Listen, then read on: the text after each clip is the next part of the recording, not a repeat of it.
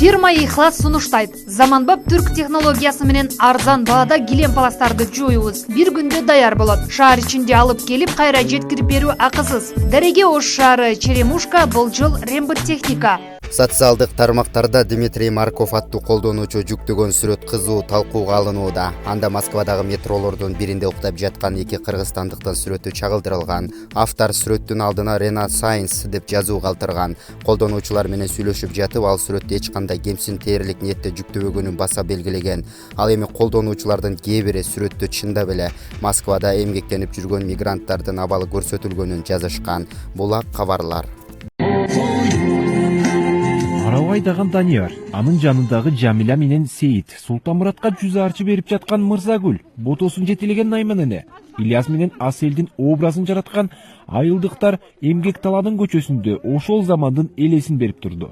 Айтматовдун аллеясы аталган бул көчөдөгү актерлор ушул эле айылдын тургундары. Алар залкар жазуучунун мааракесин белгилөө үчүн болгон аракетин жумшаган экен. Кышында оталдык чынында кыйын экен. Техникада анысында нарын жергесі тайға суық тоңып қалып тұр машина. Қиын қатырды оталдырып жүріш. Әмі Шыңғыз Айтматовдың 90 жылдығын жекеле біз емес жұмырай жұрт қырғыз елі бүт белгілеп отқандайын. Айыл ұстошында чоң іс-шара болып отқандан кейін ұят бол деп болған күшісті жұмшап атқарған әрекет қылдық. Шестен жиынтық болдығы да өлесті. Айтматовдун аллеясы уюшулган көчөнүн тургундары да четте карап турган эмес экен. Ар кимиси колдон келгенин жасаган. Маселен, бири жазуучунун учкул сөзүн баннерге чыгарып, коругуна илип койсо, бири үй бүлөсү менен Айтматовдун элесин чагылдырган атайын программа даярдашкан. Жок, кийин эле болгон жок, эми рол аткарып, төөнү жетелеп, басып коюш кыйындыкка деле болгон жок.